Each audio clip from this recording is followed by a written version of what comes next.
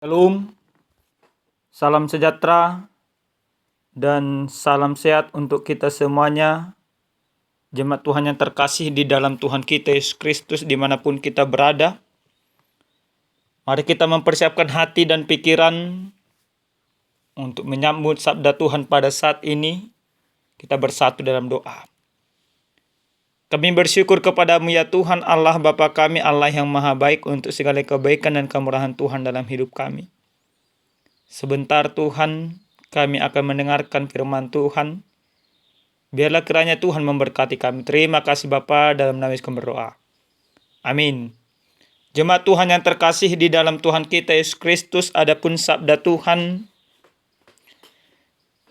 menjadi renungan kita pada saat ini tertulis dalam kitab Yeremia pasal 23 ayat 1 sampai dengan ayat yang ke-6.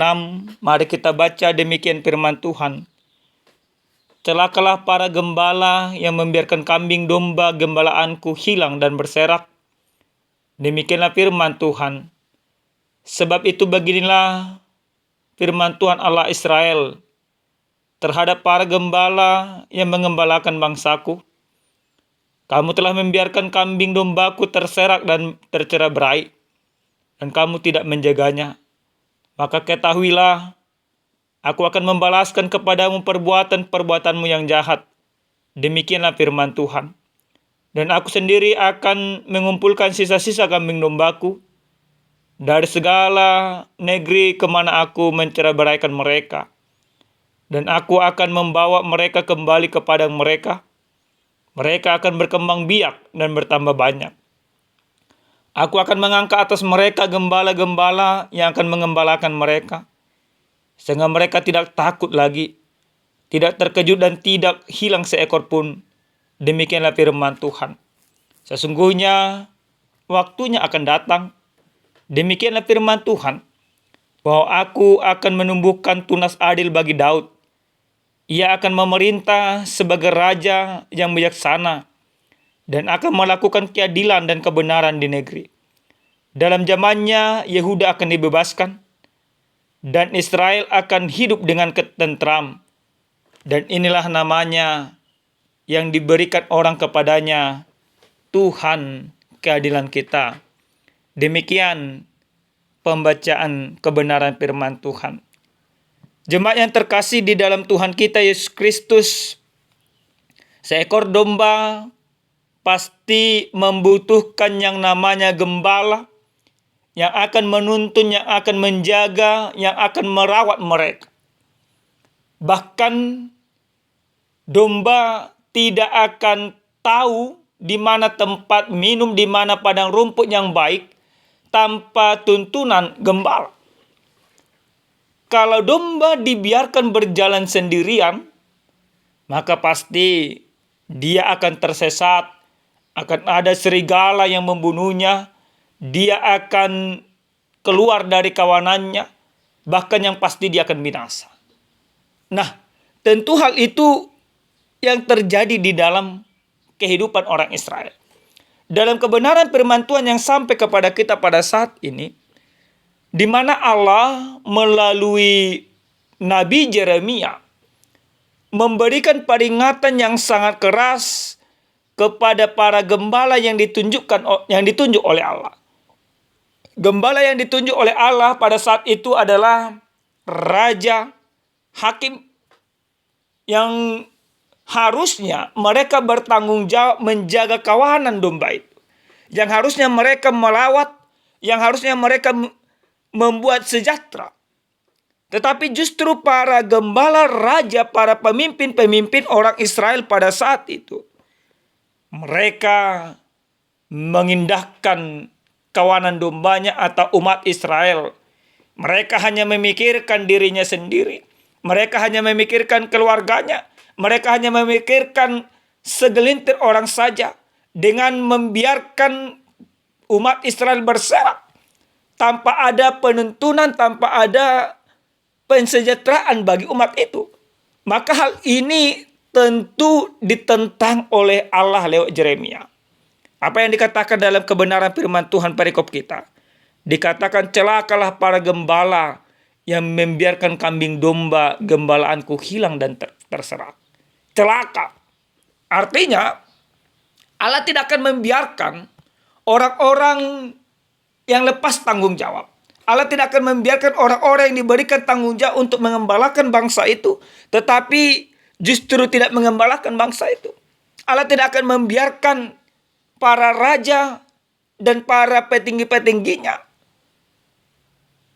terbebas dari hukuman karena tidak melakukan tanggung jawab. Ada sebuah kepastian bahwa mereka nantinya akan dihakimi oleh Allah.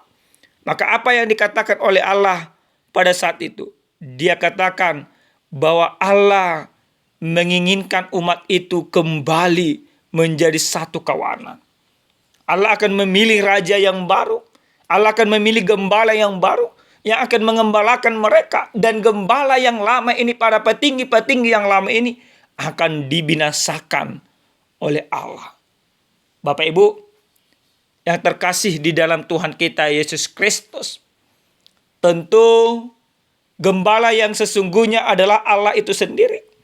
Kalau kita melihat bagaimana di dalam Mazmur 23 ayat 1 sampai dengan ayat yang ke-6 juga, di sana dikatakan Tuhan adalah gembalaku, takkan kekurangan aku.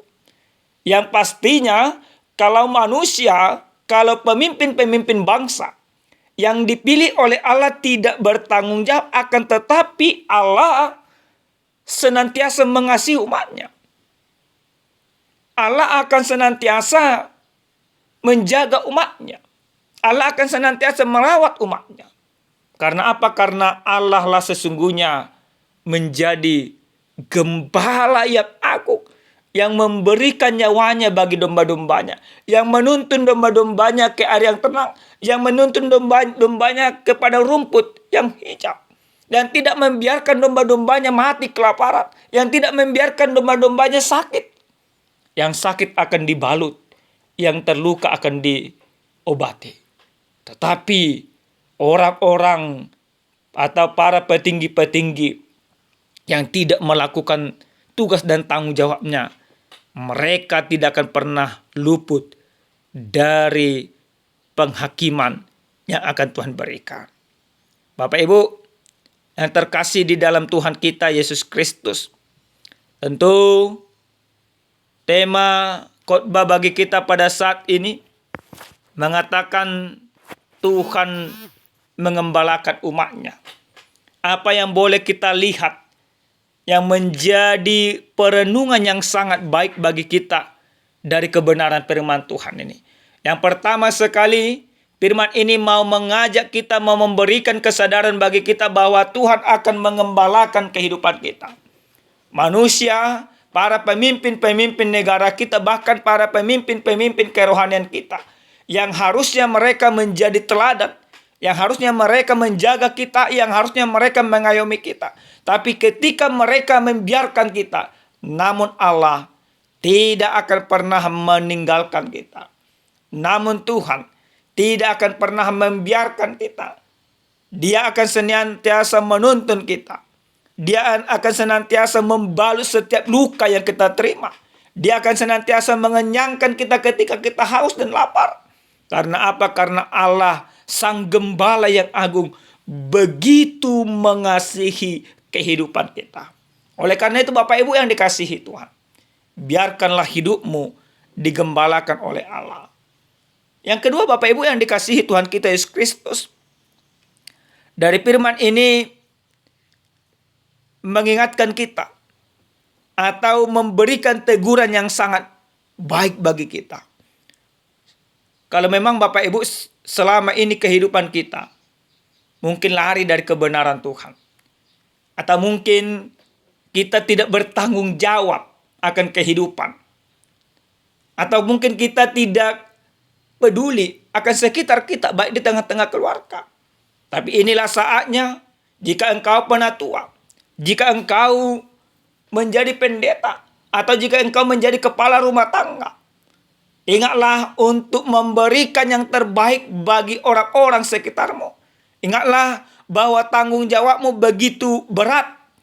Maka jangan pernah engkau meninggalkan tanggung jawabmu. Gembalakan kawanan domba yang Tuhan percayakan yang ada padamu.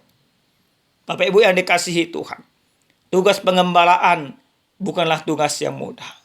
Tetapi ketika kita meminta kepada Tuhan sebuah kekuatan, maka kita akan dimampukan oleh Tuhan. Yang berikut Bapak Ibu yang dikasihi Tuhan kita Yesus Kristus. Dari firman ini kita mau diajak Tuhan mengembalakan umatnya.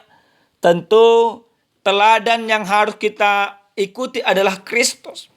Kalau kita membaca di dalam kitab Injil Markus pasal 6 ayat 30 sampai dengan 34. Di mana ketika pada saat itu Yesus beserta dengan para muridnya ingin beristirahat oleh karena kelelahan di dalam pelayanan. Tapi ketika Yesus melihat berbondong-bondong orang tetap mengikuti mereka, dia tetap melayani. Dia tetap menjaga kawanan itu. Dia tetap mengajar, membimbing. Bahkan sampai memberikan mereka makan. Nah Bapak Ibu, dari sana kita memahami bagaimana kasih Kristus yang begitu luar biasa bagi kita. Dari sana kita diingatkan bagaimana Kristus memberikan yang terbaik bagi kehidupan kita. Bahkan kita tahu semuanya. Bagaimana Kristus Sang Gembala yang agung itu sampai rela berkorban.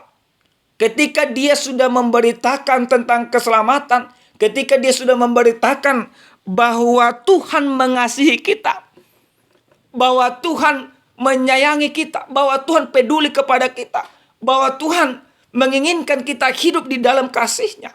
Tapi masih banyak orang yang tidak percaya.